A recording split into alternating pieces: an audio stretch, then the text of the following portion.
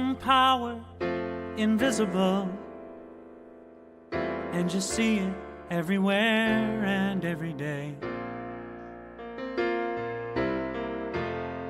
One power, indescribable, and you speak of it with every word you say.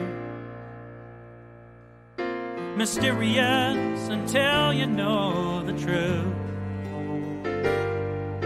As simple as the love inside of you. Call it God, call it Spirit, call it Jesus, call it Lord, call it Buddha, Baha'u'llah, angels' wings or heaven's door. But whatever name you give it, it's all one power, can't you see? It's the power of the love in you and me. One power, one power. Good morning. Such is the nature of life that all it asks and all it wants is the opportunity to appear. And you are that opportunity, and so am I, and so it is. Welcome, everyone, to CSL Midtown, coming to you this morning from a cool and chilly and crisp day morning in Atlanta, Georgia. We are so glad that you have joined us today. We welcome all people, no matter who you are or where you are in your life. We welcome all those who are listening online, either right now live or on our recording. Our center is a diverse center, and it reflects the truth of life. So we welcome you, whoever you are, whatever path brought you to be here today. Know that you are in the right place and that this is the right time for you. We know that you are an individual expression of the divine life in which we all live. You are welcome to participate here today, and we invite you to be a part of our community. We hope that those of you who are watching our broadcast on social media will like and share this with your friends. And for a better understanding of who we are and what we teach, let's listen now to our Declaration of Principles as written by our founder, Dr. Ernest Holmes. A few of the Declaration of Principles we live by. I believe in one God, one absolute power, and first cause to all things. I believe that this power is perfect love, and it creates out of a desire to express love. I believe all thought is creative, and how I choose to think creates my personal experience. I believe in the unity of all life, and the immortality of the individual soul forever unfolding. I believe in the eternal goodness, the eternal loving kindness, and the eternal givingness of God to all. And so it is. So grateful, hey. The full Declaration of Principles is available on our website, so go check it out at cslmidtown.org. Good morning again. My name is Judy Aehle, and I'm the practitioner for today's service. Welcome to February. The theme for this month is Embracing the Edge, and today's theme is Living on the Inner Edge. This immediately took my mind to the question of, what is your growing edge? What is my growing edge? How is Spirit asking me or you to stretch yourself? We are all on the edge of transformation. Perhaps even our country is on the edge of transformation. Today, I am committed to being open to my own growing edge and to face it with courage, curiosity, and compassion. Living on the inner edge or on our growing edge is about meeting the tension between who we think we are and who we really are. And who we really are is Spirit expressing as the person that we are. The growing edge is a boundary between what is familiar to us and what is unknown, what is comfortable for us, and perhaps what is uncomfortable. Science of mind teaches us that our true nature is already whole and complete, even if we don't fully believe it. To see our growing edge is to have faith that we are being held and guided by Spirit. It is to see ourselves through the divine lens of wholeness. This involves being brave and stretching beyond where we currently are. Ernest Holmes always talked about being open at the top, continuing to evolve and grow. The possibilities of spirit or God within us are infinite, and our possibilities of using this power within our lives and within us is truly limitless. So with those thoughts, I want to lead us now into an opening treatment, spiritual mind treatment or affirmative prayer. So if you will take a moment wherever you are to get comfortable, to relax, to breathe, to take a couple of nice, slow, deep breaths, to focus on the moment that we are in right here and right now, because this is our creative moment right now, the present moment, not what was going on a half hour ago or 3 seconds ago, not what's going to be happening later today, but right here, right now.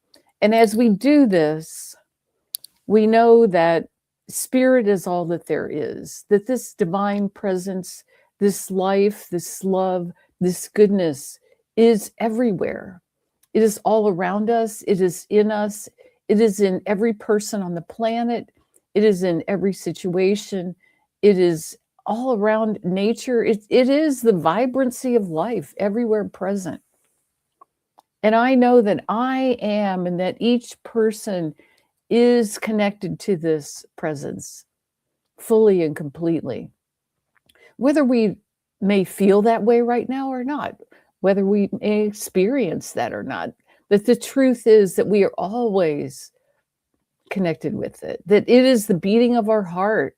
It is the flow of the blood in our veins and our capillaries and our arteries, that it fills us, that we're never separated from this power for good, for this presence, from this presence.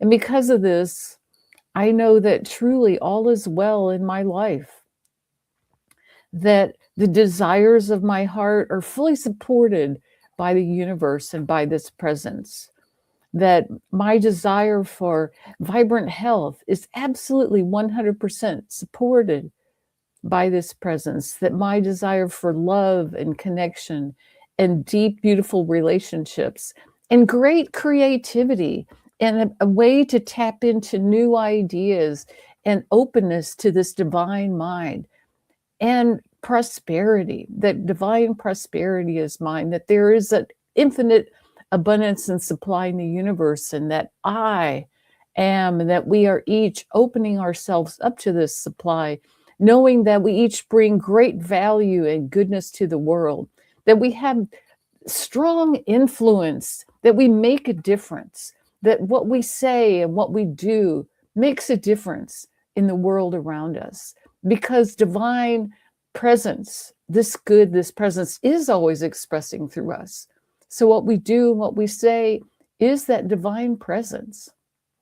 I turn away from any ideas of fear, of lack, of limitation, of struggle, of strain, of trying to push, trying to make things happen. I let go of all that. And instead, I know that as I sink deeply into this present moment, that spirit is calling me on my growing edge, is calling me to take risks, to believe more, to embrace more of this presence in my life, to step out and to do those things that I know that I'm here to do.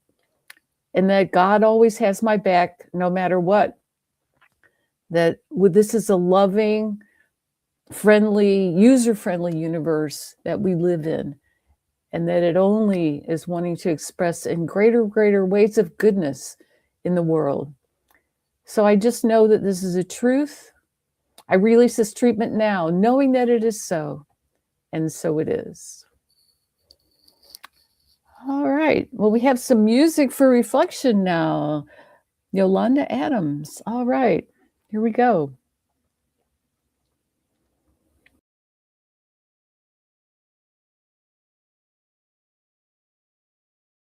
Yolanda Adams.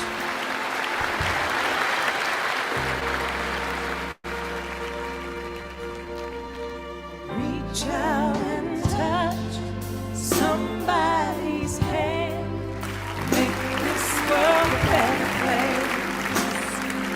you can reach out and touch somebody's hand and make this world a better place. If you can take a little time out your busy day, show a little love to someone who may have lost their way. Would it be talking to a stone if I ask you to share a problem that wasn't yours? Yes, we can change things if we start giving. So why don't you reach out and touch somebody's hand?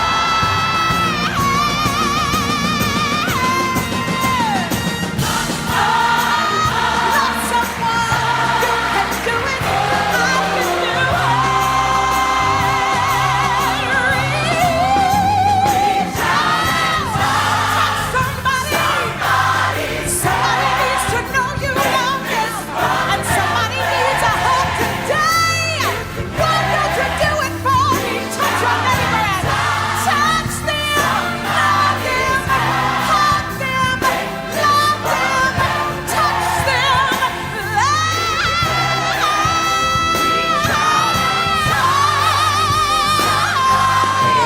I know we can do it.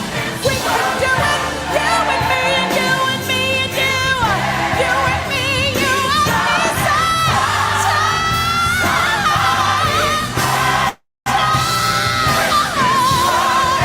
Touch someone from your heart. Come on, let's hold hands and do the, yeah, let's do a touch. You can. You can touch somebody. Just giving them a smile.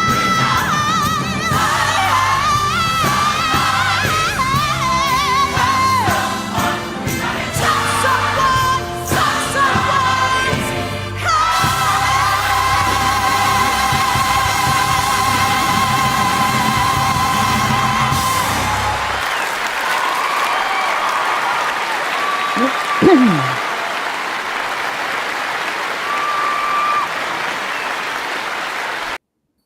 Wow, she really brought the house down. That looked like that was the Kennedy Center honor for Diana Ross. What a beautiful tribute. All right. I have the privilege of introducing our wonderful speaker today, Essy Freed. Started attending the Atlanta Church of Religious Science back in 1981 when the beautiful, wonderful Reverend Dr. Kennedy Schultz was its founder and minister. During her years at the center, she became a practitioner and started the Care Treatment Ministry back in 2003. And that team provided treatment for so many people in all kinds of areas of their lives. Then the Care Ministry continues to exist today. She received awards for Practitioner of the Year, Lifetime Achievement Award, and for 20 years of exemplary service leading the Care Ministry team. Essy is a licensed clinical social worker and clinical hypnotherapist. She's been practicing for 42 years and is owner of the Hypnosis Center of Dunwoody. Essy has helped thousands of people throughout the years using psychotherapy and hypnosis. Essy truly believes that if it wasn't for Reverend Dr. Kennedy Schultz and using the principles of science of mind, her career would have taken a very different path. And I want to just add one other thing that I wasn't going to say, but I understand there's a lot of Essy's fan club in the Zoom room, and I hope that you will stay around after the service and after the talk, because we have a little discussion with our speaker, and today that's Essy, and that would be really fun if you stayed around for that. So welcome, Essy. So excited that you're here today. Hi. Yeah. We thought we were going to be in person, but we're not. Mother Nature had the upper hand. Yeah. Well, thank you. And that's my favorite song, Reach Out and Touch Somebody's Hand. I love that song. And I had to wipe my eyes because I certainly didn't want to get mascara all over me. But anyway, The theme, of course, is embracing the inner edge. And my talk is living on the inner edge and how the Beatles shared their love and enlightenment with the masses, unafraid of potential consequences. And a video will be shown at the very end of my talk so you can get the full impact of the Beatles' courage and strength and their belief in doing things the right way. So let's begin with the edge is not the limit. It's not a stopping point. It's a doorway or an entrance. This is where real growth begins as we lean into introspection and self-acceptance, and also look at those internal uncomfortable places and sometimes comfortable places holding us back from enjoying life. This is where we stretch our consciousness and align ourselves with a greater knowing about who we truly are with God works for our greatest and highest good. We who practice science of mind principles know that God is always present. There is no spot where God is not, always working in and through us to assist us in that which we desire. So one of my favorite quotes is from William Faulkner, the Nobel Prize-winning novelist. And he states, "You cannot swim to new horizons. You cannot swim to new horizons until you have courage to lose sight of the shore. You cannot swim to new horizons until you have courage to lose sight of the shore." He emphasizes the importance of taking risks and stepping out of your comfort zones to achieve personal growth and innovation. It's a leap of faith. It's taking a leap of faith. How many times have you taken a leap of faith and you were amazed at how easy it was? And then you questioned yourself, why didn't I do that sooner? Anybody? I know some of you have. I know I have. And it's probably not going to be the last time. So what is my special secret? It is treatment. And those in the viewing audience who are not familiar with treatment, it's affirmative prayer. It's not just asking. In science of mind, it's knowing. And one must get personally involved with treatment to demonstrate results. For instance, I remember when I was a social work intern and I needed to have an internship, and there was one available at the hospice near my home. So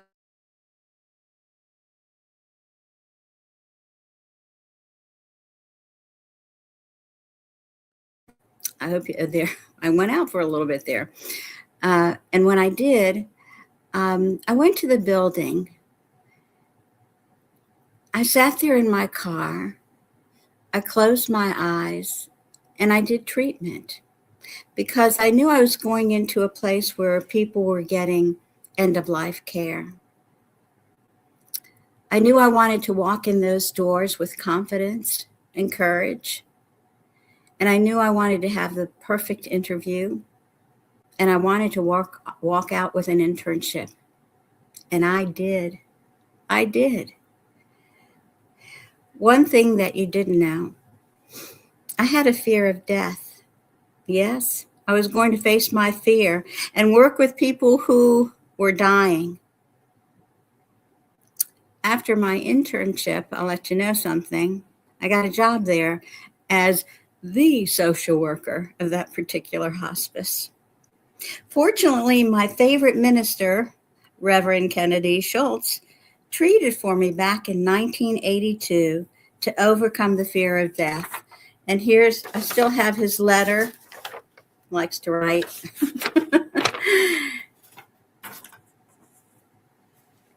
I walked through those doors at hospice with a greater consciousness. As I aligned myself with God, I wasn't afraid. And I learned that I loved hospice and still do. Reverend Kennedy Schultz also treated for the right and perfect position for me because I was dealing with a lot of doubt at one time regarding my profession. So I had a lot of skills and talents. A year later, after Reverend Schultz treated, I started taking courses at the Hypnosis Motivation Institute, which was a state-approved school by the Department of Georgia, the Department of Education in Georgia. The training was all psychology and no math.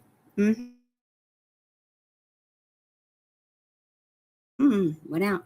I also became one of their instructors. Yeah. I have been in practice for over 40 plus years. Boy, that Kennedy was good with his treatments. God worked through him and through me so I would know the truth about myself. Yes, I did the work. It was another door that opened.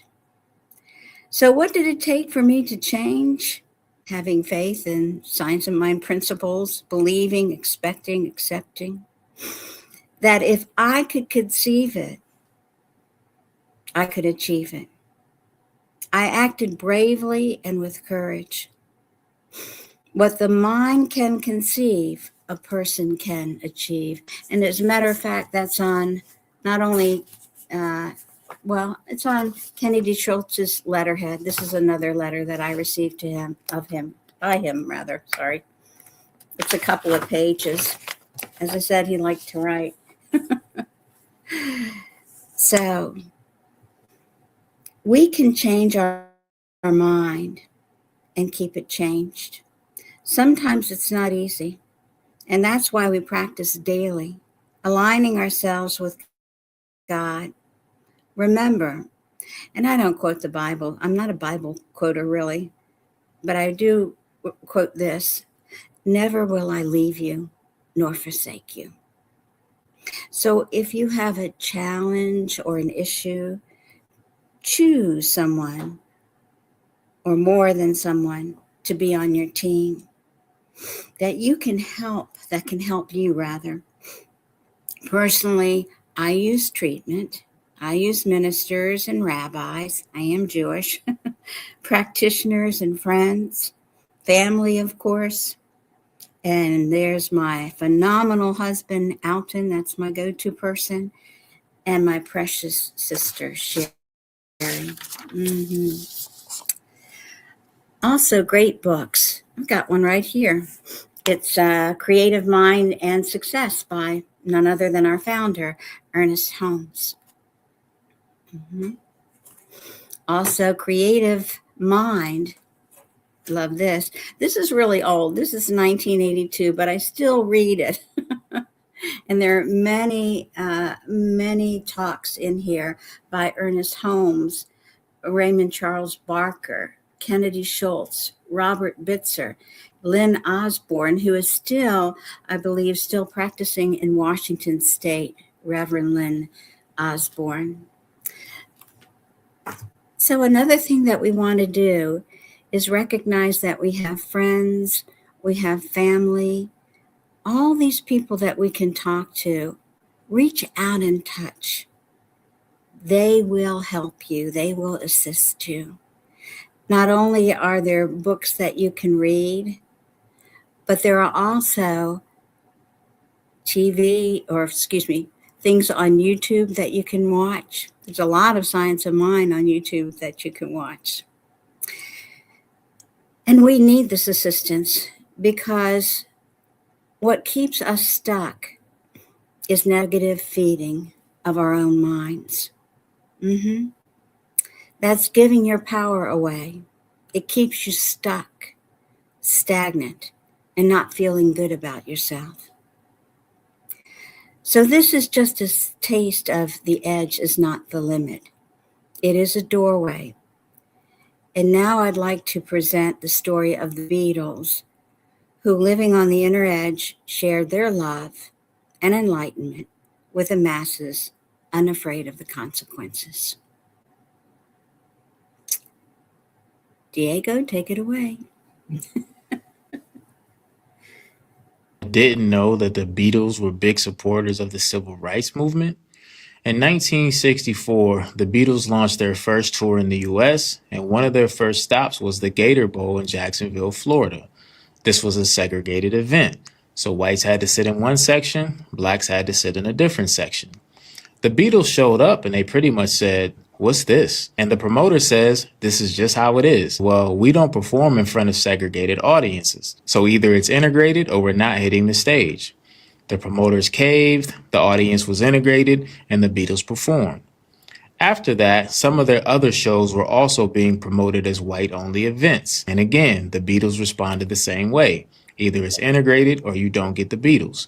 Eventually, they actually put a clause into their contract that stated that they only perform in front of integrated audiences. They also didn't stand for any of their fans to use racist or hateful language as well. John Lennon often spoke out publicly against racism and also showed his support for the civil rights movement. The Beatles also spoke openly about how their music is heavily influenced by black artists such as Muddy Waters, Chuck Berry, Motown, and Little Richard. And this was during a time where a lot of artists were benefiting from the influence of black music, but they didn't give them any credit. Paul McCartney wrote a song called Blackbird.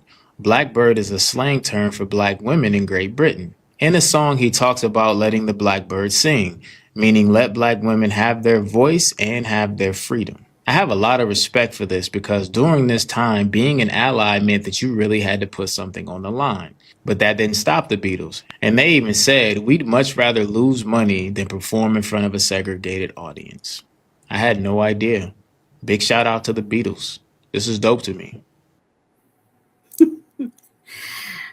That's a wonderful video. And somebody sent that to my sister. She sent it to me and I said, gotta have that. Gotta have that.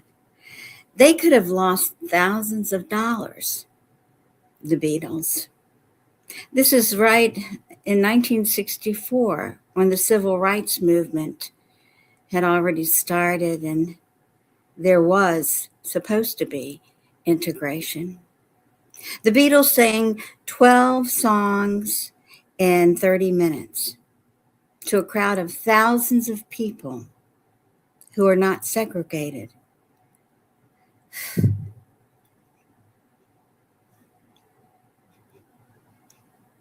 But integrated. I'm sorry, it's a tearjerker for me. So let's get back to this. I have another something that I'd like to show you. This is a friend of mine, Joy Goodman. She won a trip to Italy and she went by herself because some people that she asked couldn't go. So she had mustered up all her courage, all her science of mind principles, because she does attend Spiritual Living Center of Atlanta, and rolled up her sleeves and she went. And she had a wonderful time, the time of her life.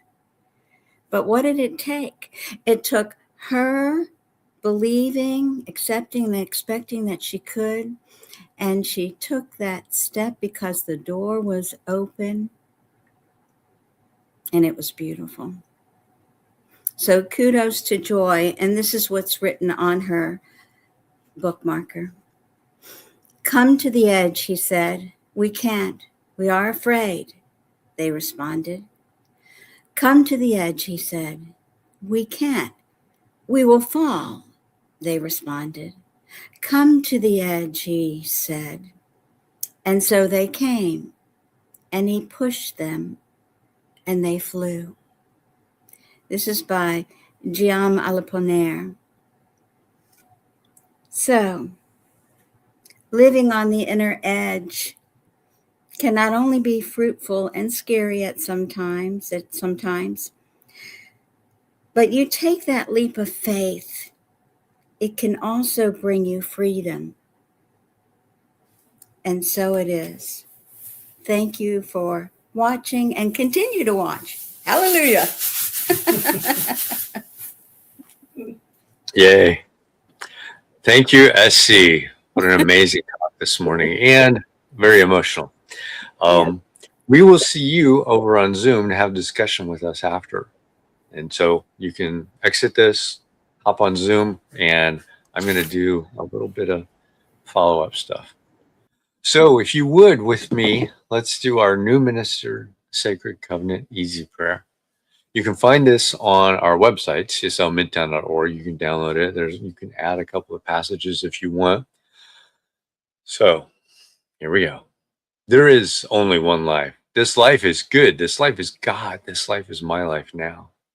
In knowing that I am one with this life that is God, I therefore know that I am one with all of its blessed expressions, which includes the presence of a new minister for my beloved spiritual community. Because I know the highest purpose of my new minister is to express spirit, I therefore know that my new minister is a revelation of spirit as principle. I further know that my new minister is the fulfillment of that which has been promised by God, for it is written, principle is not bound by precedent.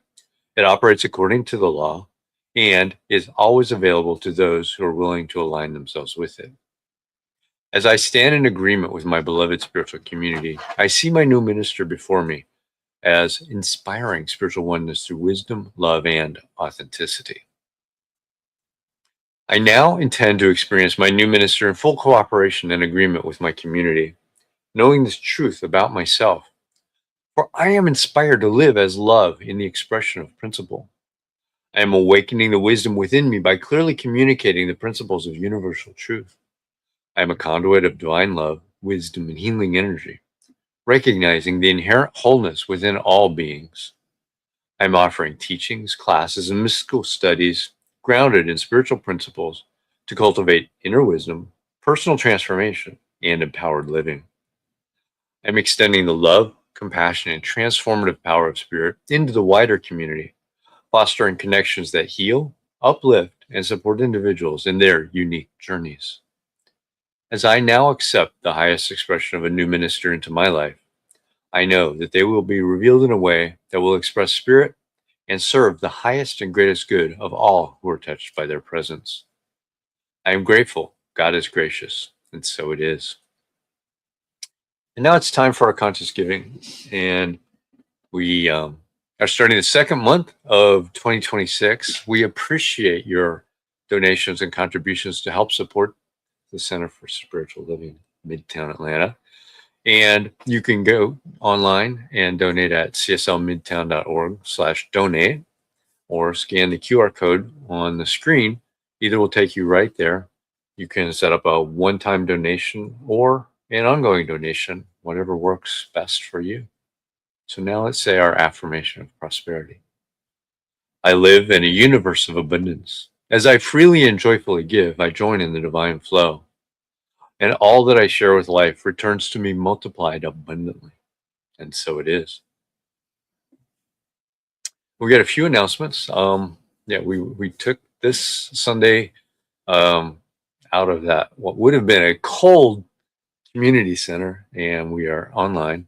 I want to thank Judy Aehle for being our practitioner and moderator for the beginning of the service, and Essy Fried for being an amazing speaker today.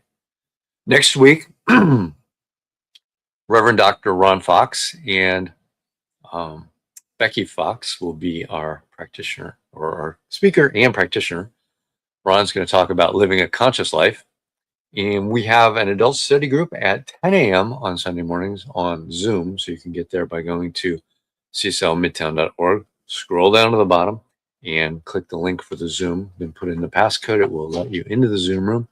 You can do that. You can get the new minister's Sacred Covenant Easy Prayer. And March 1st, we will be in person, and that is the date of our annual meeting. So please plan on being there in person, or if you're at a distance, online. We'll get both online because we got some people out of state that love to support us. So with that, now let's say our affirmation of life. I leave this place now knowing something better than I knew before.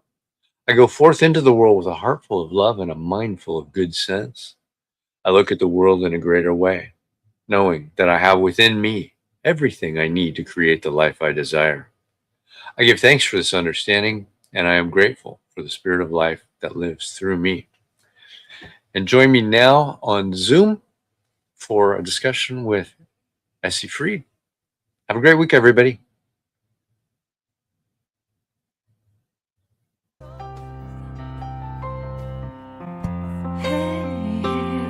I'm so grateful.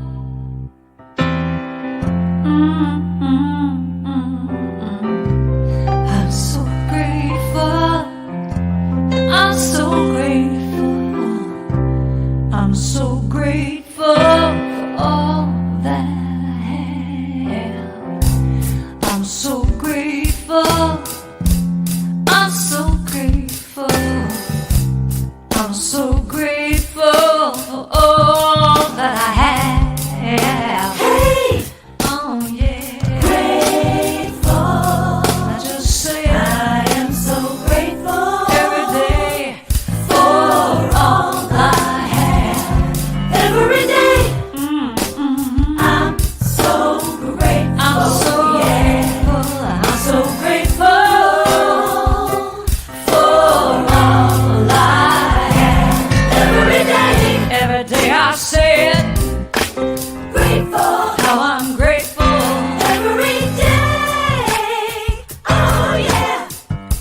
I am so grateful. Oh yeah. I'm so grateful. 'Cause I accept and I receive. I am so grateful. Oh yes, I am. I am so grateful. Hey, grateful. I just count my blessings. Grateful. I just count my blessings. There is a power for good in the universe greater than you are.